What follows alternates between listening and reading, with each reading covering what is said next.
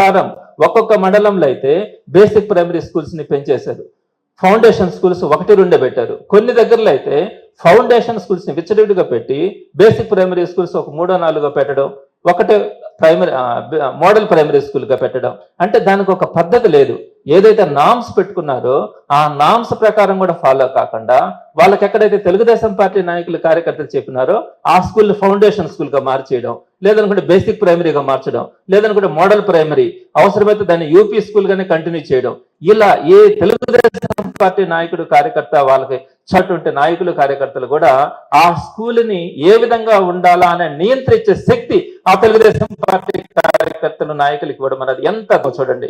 ఈరోజు ఎంఈఓలు ఉన్నారు, డిఈఓలు ఉన్నారు, ఆర్జేడీలు ఉన్నారు. వాళ్ళ చేతుల్లో ఏం లేదు. ఏ స్కూల్ ఫౌండేషన్ స్కూల్ కావాలా, నిబంధనల ప్రకారం ఏ స్కూల్ మోడల్ స్కూల్ ఉండాలా, ఏ స్కూల్ బేసిక్ ప్రైమరీ స్కూల్ ఉండాలా అని ఎవరు చెప్పాలండి?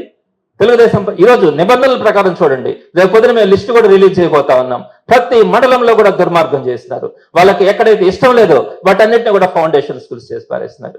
ఇట్లాంటిది ఎక్కడైనా చూసినామా? చదువు రాని వాళ్ళు ఏంటండి ఏ స్కూల్ ఏ విధంగా ఉండాలని చెప్పి నియంత్రించడం. ఇలాంటి పరిస్థితి ఎప్పుడైనా ఉందా? జగన్మోహన్ రెడ్డి గారు ఆ రోజు ఏం చేస్తున్నారు? ఎక్కడ కూడా పొలిటికల్ లీడర్ ఇన్వాల్వ్మెంట్ లేకుండా అధికారులు నిష్పక్షపాతంగా చేయండి అని చెప్పి ఒక మంచి గుడ్ గవర్నెన్స్ ఇచ్చినటువంటి రోజుల్లో నుంచి ఈ రోజు చీకటి రోజుల్లోకి మనం వెళ్ళినామంటే ఎంత దౌర్భాగ్యం అన్నది చూడాలా. అలానే రెండోది, టీచర్లకి ట్రాన్స్ఫర్ చేసేటప్పుడు పాయింట్స్ ఇస్తారు. వాళ్ళు ఎన్ని సంవత్సరాలు పనిచేసినారు, ఎంత దూరంలో పనిచేసినారు అనే దాన్ని బట్టి వాళ్ళకి పాయింట్స్ ఇస్తారు. ఆ పాయింట్స్ ని బేస్ చేసుకొని వాళ్ళకి ట్రాన్స్ఫర్స్ లో ప్రయారిటీ అన్నది ఉంటది. ఒకటి చెప్తున్నానండి, నేను డైరెక్ట్ గా ఒక ఎంఈఓ ఒక ఆర్జేడీతో నేను మాట్లాడాను. ఈ రోజు రాత్రి కొన్ని పాయింట్స్ ఉన్నాయి, ఉదయం చూసేటప్పటికి ఆ పాయింట్స్ లేవు. ఏమైందంటే వాళ్ళకి కావాల్సిన టీచర్ ఆ ఎంఈఓ దగ్గరికి పోతే ఆ ఎంఈఓ దాన్ని FAQ కింద ఆ క్వశ్చన్ పెట్టించి దానికి ఒక ఆన్సర్ రప్పించుకొని అప్పటికప్పటికే దానికి పాయింట్స్ మార్చేసేయడం. ఇష్టానుసారంగా పాయింట్లు మార్చేస్తున్నారు. రాత్రి ఒక పాయింట్లు ఉంటే ఉదయాన్నే ఒక పాయింట్లు. టీచర్లు గగ్గోలు పెడుతున్నారండి. కాకపోతే మీ రెడ్ బుక్ రాజ్యాంగానికి భయపడి ఈరోజు టీచర్లు గట్టిగా మాట్లాడాలంటే భయపడి డిఈఓ ఆఫీసుల దగ్గర ఈరోజు వేల మంది టీచర్లు వాళ్ళ మనోవేదనని ఉన్నారు. నేను ఒకటే చెప్తా ఉన్నాను, ఎంఈఓలకు కానీ డిఈఓలకు కానీ ఆర్జేడీలకు కానీ, ఈ రోజు మీరు అధికారం ఉందని చెప్పి మీ ఇష్టానుసారం కనుక టీచర్లని ఇబ్బంది పెట్టే పరిస్థితులకు అనుకుంటే మాత్రం ఎటువంటి పరిస్థితుల్లో రేపు పొద్దున మీరు చెప్పినటువంటి తప్పులన్నింటినీ, చేస్తున్నటువంటి తప్పుల్ని అన్నింటినీ కూడా గమనించడం కానీ వాటన్నిటికీ కూడా మిమ్మల్ని బాధ్యులను చేయడం కూడా జరుగుతుందని చెప్పి తెలియజేస్తా ఉన్నా. అలానే రెండోది, 8 అకాడమిక్ ఇయర్స్ పూర్తి చేస్తే కంపల్సరీ ట్రాన్స్ఫర్ అని చెప్తున్నారు. 8 అకాడమిక్ ఇయర్స్ కంపల్సరీ ట్రాన్స్ఫర్ అన్నప్పుడు వాళ్ళకి 8 ఇయర్స్ కి సంబంధించిన పాయింట్స్ ఇవ్వాలిగా. మళ్ళీ 8 అకాడమిక్ ఇయర్స్ పూర్తయింది కానీ 8 ఇయర్స్ క్యాలెండర్ ఇయర్స్ పూర్తి కాలేదని చెప్పి వాళ్ళకి చాలా మందికి పాయింట్లు కట్ చేస్తా ఉన్నారు. దీనివల్ల 8 ఇయర్స్ పాయింట్స్ వాళ్ళకి ఇవ్వని దానివల్ల వాళ్ళకి పాయింట్స్ రాక వాళ్ళు వెనకబడిపోయి వాళ్ళు మళ్ళా ఇంకొక 8 సంవత్సరాలు ఇబ్బంది పడాల్సిన పరిస్థితుల్లోకి ఈరోజు వాళ్ళు వెళ్తా ఉన్నారు. సో ఏంటి పద్ధతి? అలానే సుమారుగా 4000 మంది స్కూల్ అసిస్టెంట్స్ అందరికీ కూడా ఈ ఏదైతే మీరు 1-1 జీవో ద్వారా ఉద్ధరిస్తామని చెప్పినారో ఈ కొత్తగా వచ్చిన జీవో ద్వారా 4000 మంది స్కూల్ అసిస్టెంట్స్ అందరికి కూడా సర్ప్లస్ అయిపోయారు. పని లేకుండా అయిపోయింది. వారందరూ కూడా గాల్లో లాగా అయిపోయినారు. వాళ్ళని ఇప్పుడు ఏం చేస్తా ఉన్నారు? 4000 మంది స్కూల్ అసిస్టెంట్స్ ని నిబంధనలకు విరుద్ధంగా వాళ్ళని ప్రైమరీ స్కూల్స్ కు పంపిస్తా ఉన్నారు. అసలు ప్రైమరీ స్కూల్లో ఒక బీఈడీ అసిస్టెంట్, ఒక స్కూల్ అసిస్టెంట్ అక్కడ ఉండడానికి కూడా వాళ్ళ చదువు చెప్పడానికి కూడా నిబంధనల ప్రకారం ఒప్పుకోరు.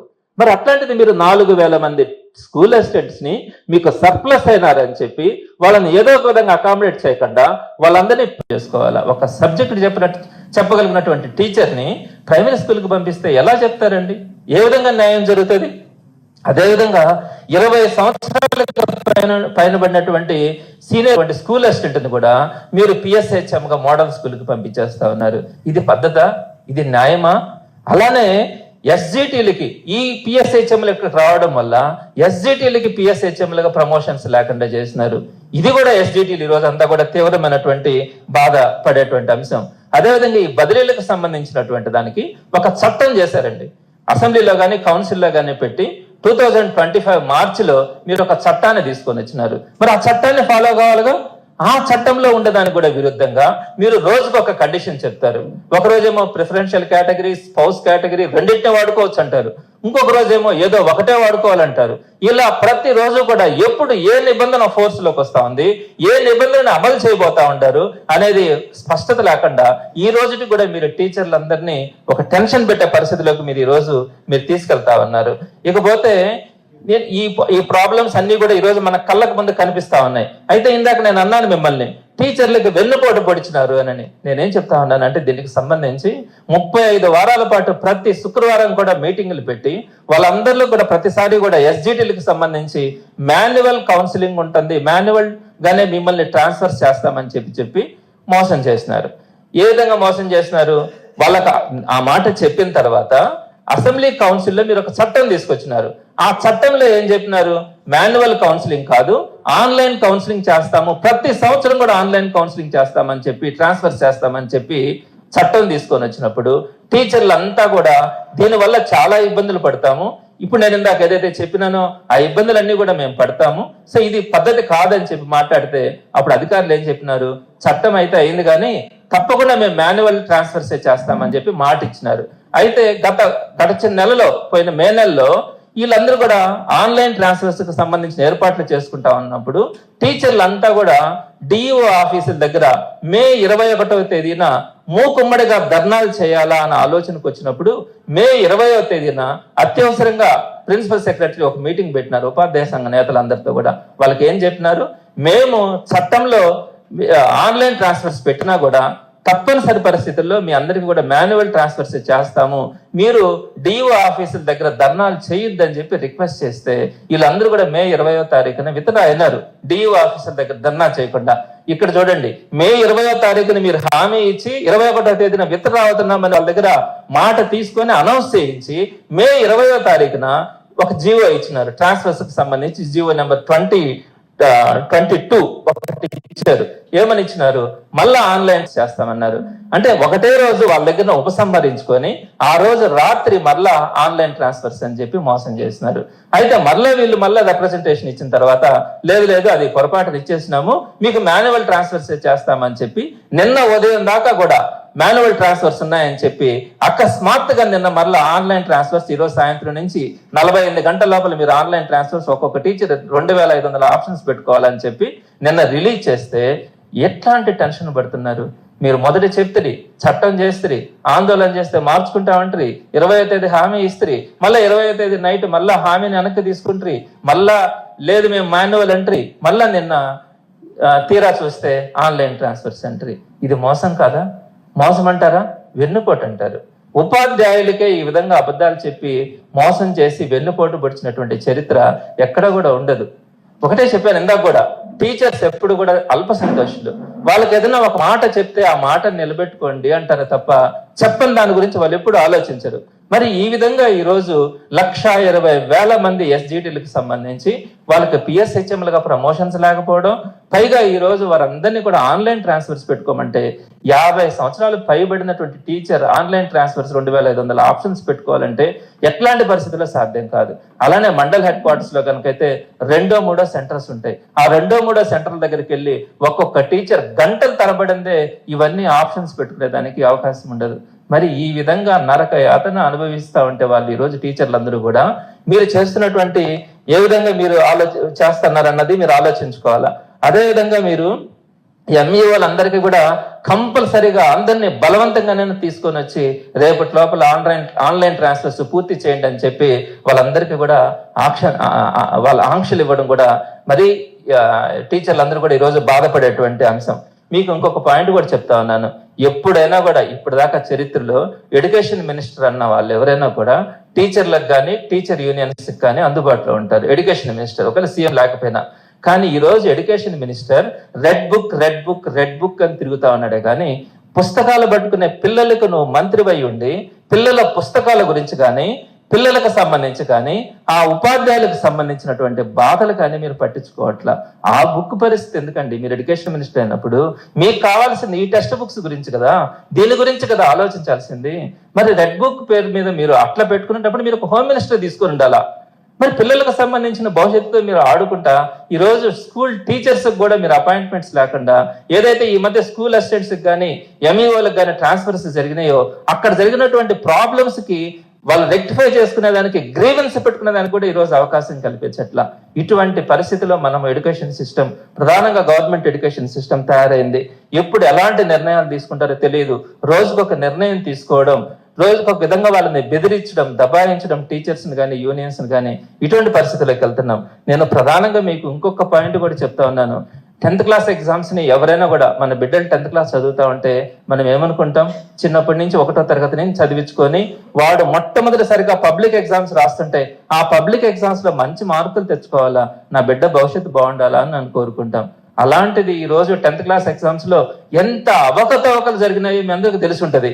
ప్రధానంగా మన నెల్లూరు స్టూడెంట్ అండి, సాయి కుందన అనే స్టూడెంట్. ఆ అమ్మాయికి పేపర్ కూడా నేను తెప్పించినాను.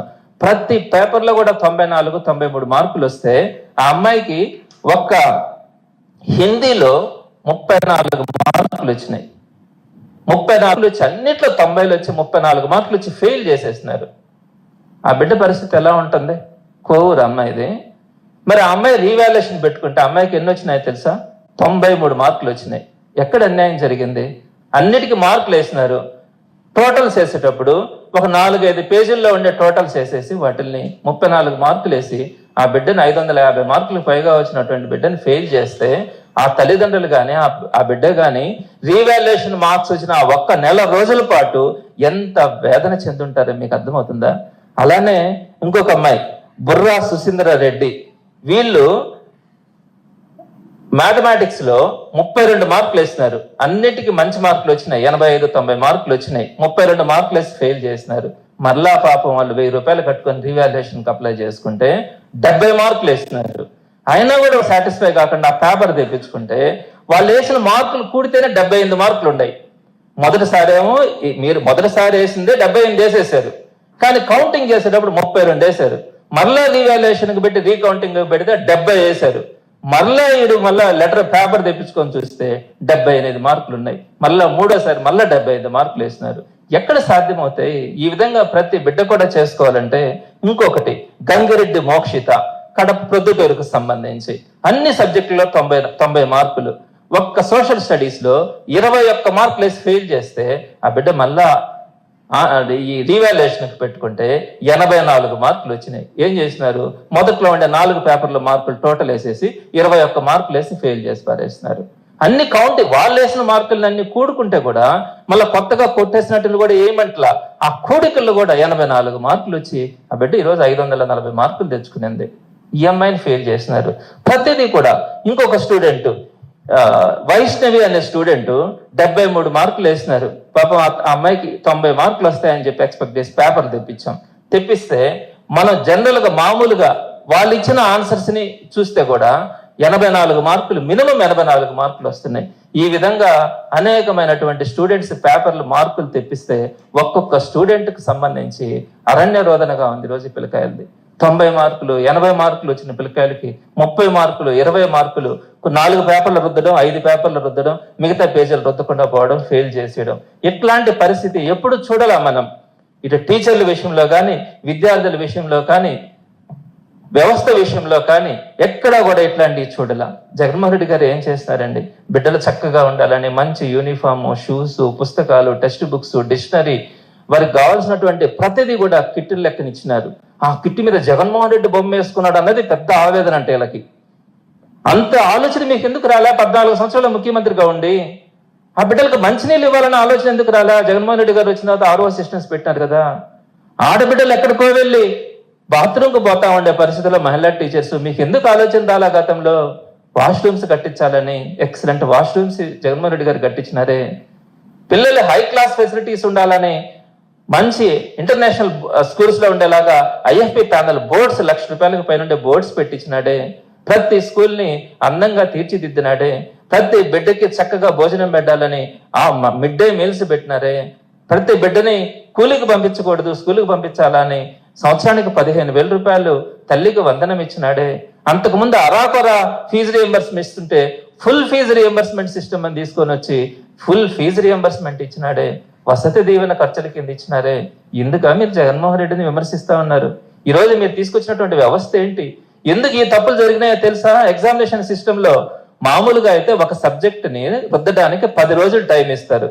ఈ 10 రోజుల లోపల ఎగ్జామినేషన్ ని వాల్యుయేషన్, కానీ ఇలా టార్గెట్లు పెట్టి 6 రోజుల లోపలనే వాల్యుయేషన్ ఒక్కొక్క సబ్జెక్ట్ పూర్తి కావాలా అని చెప్పి 40 పేపర్లు రుద్దాల్సిన టీచర్ల దగ్గర రోజుకి 80 పేపర్లు రుద్దిచ్చి రోజుకి చీకటి పడినా కూడా పేపర్లు రుద్దాడు పెట్టి పొమ్మని చెప్తే వాళ్ళు ఎక్కడ రుద్దినారో ఏం చేసినారో తెలియకుండా పిల్లల జీవితాలను నాశనం చేసినటువంటి పరిస్థితి మీ రికార్డుల కోసం ఈరోజు మనకు కనపడతా ఉంది. సో ఇట్లాంటి పరిస్థితుల్లో ఈరోజు మనకి ఎడ్యుకేషన్ సిస్టమ్ ఉంది. మేము అభ్యర్థిస్తా ఉన్నాం, టీచర్స్ కి సంబంధించి ఎస్జిటీలకు సంబంధించి మాన్యువల్ కౌన్సిలింగ్ పెట్టాలా. అలా కాకుండా మీరు కనుక ఆన్లైన్ లో వెబ్ కౌన్సిలింగ్స్ కనుక పెడితే ఈ రోజు అనేక మంది టీచర్లు ఇంకొక 8 సంవత్సరాల పాటు ఎక్కడో తెలియని అనవసరమైనటువంటి పరిస్థితుల్లో, ఎక్కడో మారుమూల పరిస్థితుల్లో ఎక్కడో చేరాల్సిన పరిస్థితి ఏర్పడుతుంది. కాబట్టి ఇమీడియట్ గా ఏదైతే ఉందో మీరు ఎస్జిటీలకు అంతా 1,20,000 మంది ఎస్జిటీలకు సంబంధించి మీరు మాన్యువల్ కౌన్సిలింగ్ నిర్వహించాలని, అలానే 10th క్లాస్ ఎగ్జామ్స్ కూడా ఒక్కసారి మీరు అన్నిటినీ కూడా పేపర్లన్నింటినీ ఆ హెచ్ఎం పోర్టల్కి పంపించి ఏ బిడ్డ అయితే అన్యాయానికి గురిందో ఆ బిడ్డకు సంబంధించి మరలా 1000 రూపాయలు కట్టించుకోకుండా రీవాల్యుయేషన్ చేసి మార్క్స్ వాళ్ళకి యాడ్ చేయించమని వైఎస్ఆర్సీపీ తరఫున డిమాండ్ చేస్తా ఉన్నాం.